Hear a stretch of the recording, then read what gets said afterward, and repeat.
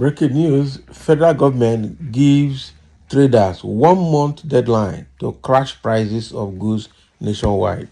Now, wow. So, federal government is giving these local traders 1 week to crash price of food.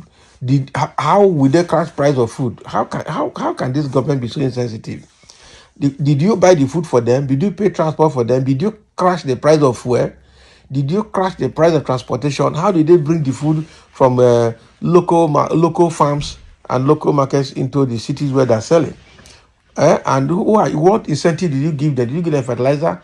Did you subsidize the food for them to go and sell? This government, I'm telling you, the government is something else. You are giving ultimatum 1 week for them to drop food prices as if you bought it for them, or 1 month rather. Na English they speak. So the federal government, through the Federal Competition and Consumer Protection Commission, has issued a 1 month ultimatum to traders and market stakeholders to slash prices of goods and services nationwide.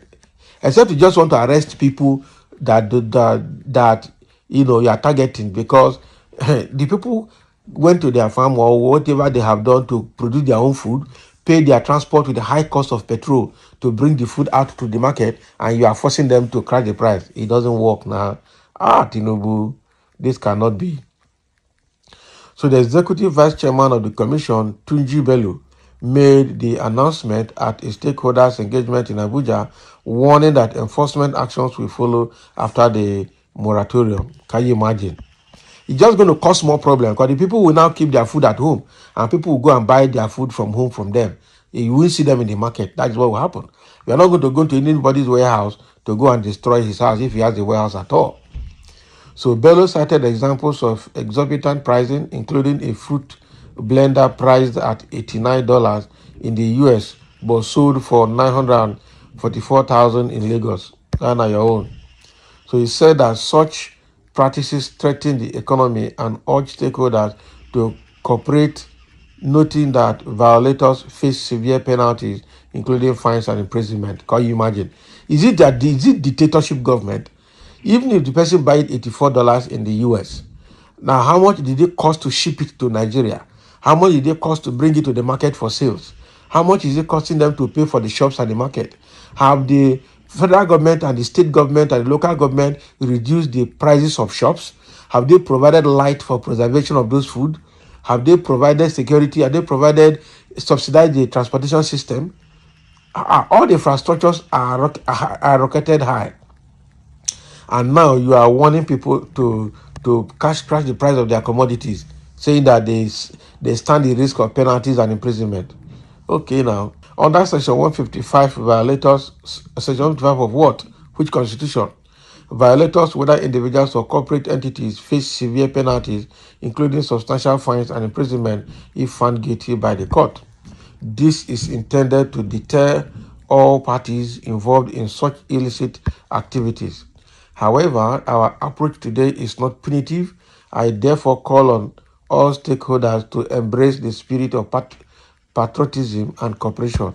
It's nonsense. So it is in this spirit that we are giving a moratorium of 1 month before the commission will start firm enforcement, he said.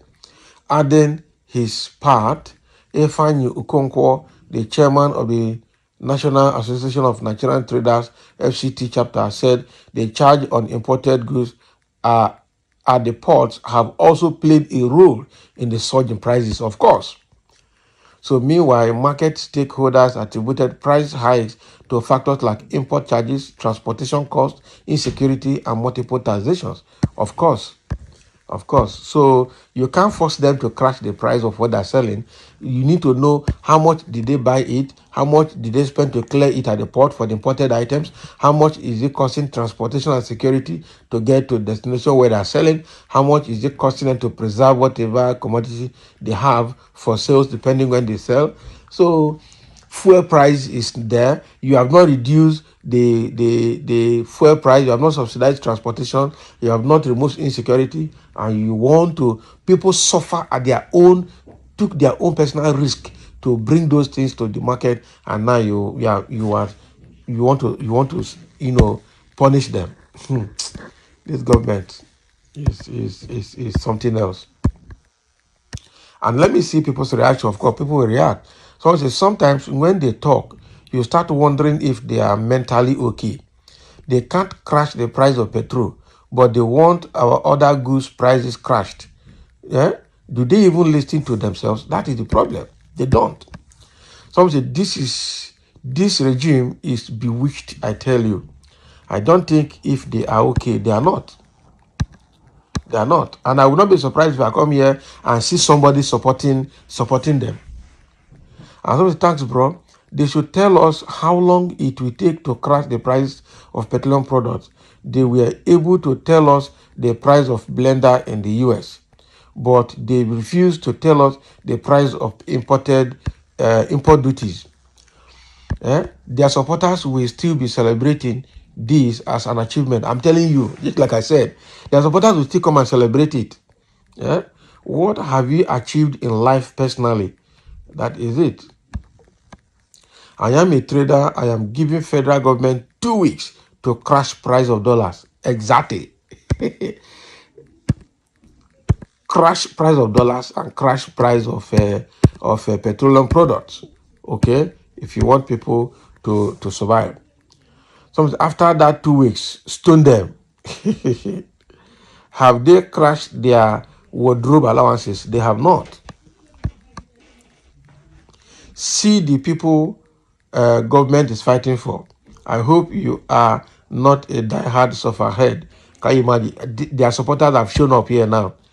I can see. The pupils in primary school are more knowledgeable than these drug dealers turned politicians occupying Aso Rock. And that is true. Some say useless and fools in government. Yahoo men in government. Okay, they are thief in government. And that's exactly what it is. Very laughable statement they make. Some say this is laughable. It is only zombie government can even think that it is the traders that will bring the price of commodities down. What about the invisible hands that play in economics? Who will control the rise in dollar, pounds, and other foreign currencies? This is what you have when illiterates occupy the seats of power. Those of them that have certificates must have got them by proxy, but bought them or got them by connection. Clueless leaders. That's what they are. What happens to the prices of petrol, diesel, kerosene, and the rest? So the problem is that Tunji Bello, you are putting the horse before the cart, or the cart before the horse, not horse before the cart. You need to understand. You are putting the cart before the horse, and you cannot regulate what you have no power or influence over. We give you 1 month to reduce everything you have hiked in Nigerian masses. Exactly. Reduce everything you have increased the price before the market people can do their own. So thank you for listening. Let's have a comment. That is the kind of government that you have.